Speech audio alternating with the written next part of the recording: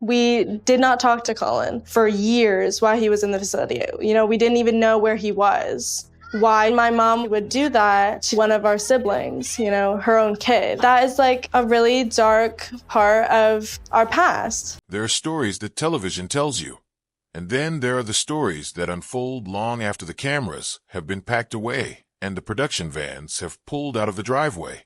For nearly a decade, millions of American families sat down on their couches and watched John and Kate Plus 8, a show that promised to deliver an honest, unfiltered look inside one of the most unique households in the country. 8 children, 2 parents, a house full of noise, activity, and what appeared to be love. What viewers got was something very carefully constructed, and what they were never shown is finally coming to light, told by one of the children who lived it. Hannah Gosselin is no longer a little girl in a matching outfit, smiling for a camera she never asked for. She is a young woman in her 20s now, and she has found the voice, the clarity, and the courage to speak about what her childhood was actually like behind the scenes of that television show. What she has revealed over the past several years has left longtime fans of the program genuinely shaken, and it raises serious questions not just about one family, but about an entire television format that built its success on the backs of children who had no say in being part of it. To understand what Hannah has come forward to say, you have to first understand the world she was born into. Hannah is one of 6 sextuplets born in May of 2004 to John and Kate Gosselin in Pennsylvania. She and her siblings joined a family's 2 older daughters, making the Gosselin household a place of constant motion, constant need, and constant complexity, long before any network ever came knocking. When TLC launched the show in 2007, Hannah was barely 3 years old.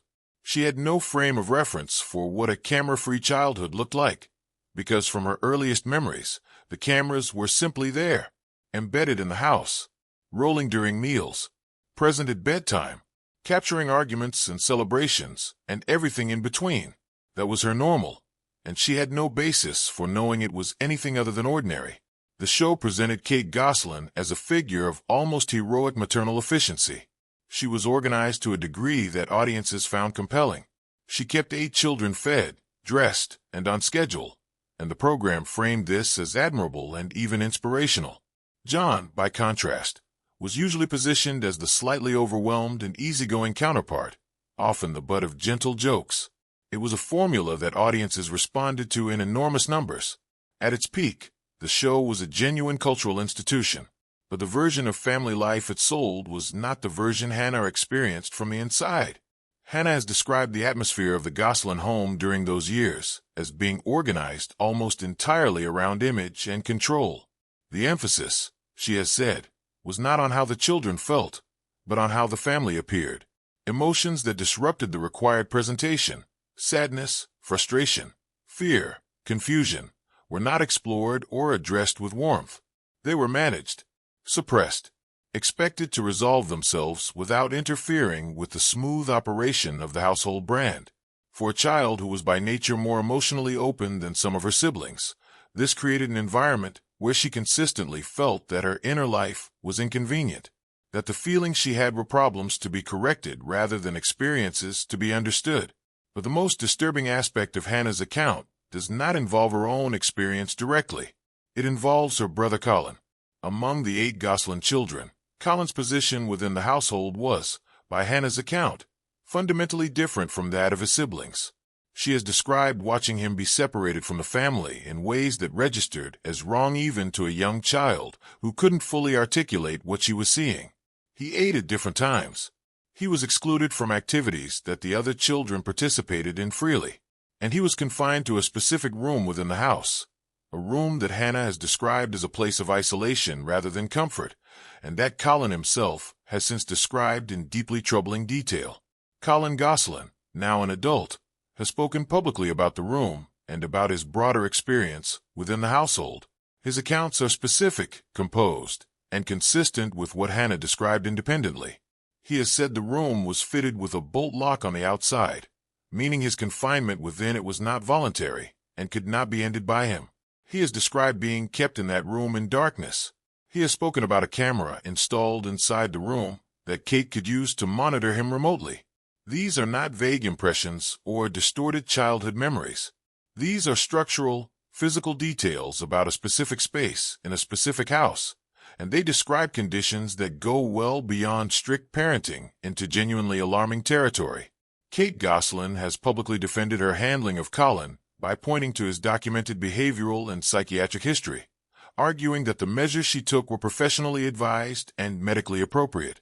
Her oldest daughter, Maddie, has also publicly supported this version of events, describing Colin as having been violent and suggesting that the full picture is more complicated than what he and Hannah have presented.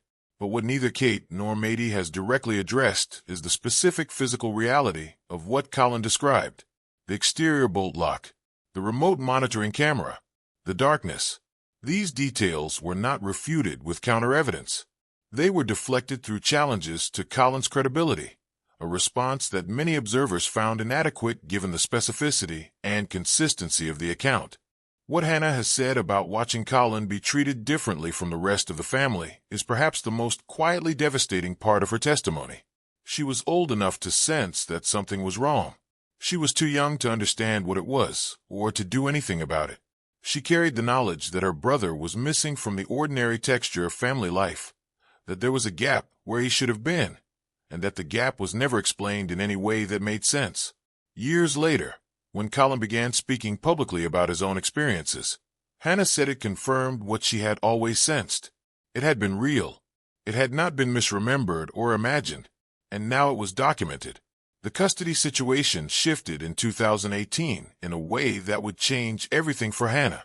She was 14 years old and had spent most of her life under her mother's primary care following the 2009 divorce. John had remained present but occupied a reduced role in the children's daily lives, shaped partly by how the media had framed him during the marriage's public collapse and partly by the legal structure of the custody agreement. But Hannah had been spending more time with John, and the visits were stretching longer. She was, by John's account, visibly anxious in her mother's household and measurably less guarded in his.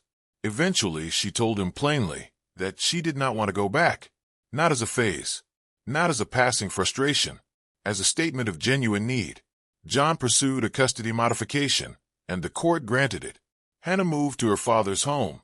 She has described the transition using a word that sounds simple but carries enormous weight given its context. She called it normal. No cameras, no rigid scheduling, no performance required. She could have friendships, make mistakes, and navigate the daily unpredictability of teenage life without every moment being filtered through the demands of a television brand. She has said it was the first time she felt able to simply be herself, not a version of herself designed to serve someone else's image, but genuinely, ordinarily herself. Colin joined her at John's home not long after, released from the residential behavioral facility where Kate had enrolled him at age 12. For the first time, two of the Gosselin children were living outside their mother's household. It was a significant shift with significant costs. The sibling relationships that had once been the central emotional draw of the television program were now strained across the lines that different custody arrangements and different loyalties had drawn. The closeness that cameras had once captured was replaced by something more complicated and less certain. Hannah has maintained her strongest connection among her siblings with her sister Leah, though even that bond has required deliberate effort across the divide.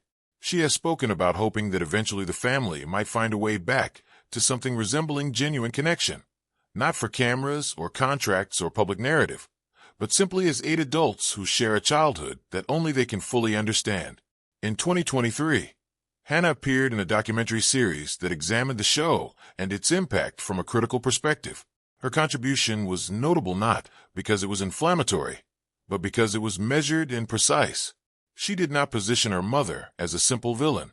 She acknowledged that Kate was genuinely managing an overwhelming set of circumstances: 8 children, a failing marriage, and the relentless pressure of public scrutiny simultaneously. But she also made something clear. Understanding why a person behaves as they do does not require minimizing the impact of that behavior on the people who experienced it. The difficulty of Kate's position did not make the experience of her children less real or less significant. Both things could be true at the same time. By 2024, Hannah was 20 years old and building her own life in ways that had nothing to do with cameras or family brand management. She graduated from high school. She launched her own skincare line. She appeared publicly with John in ways that showed a relationship rebuilt through years of daily life together.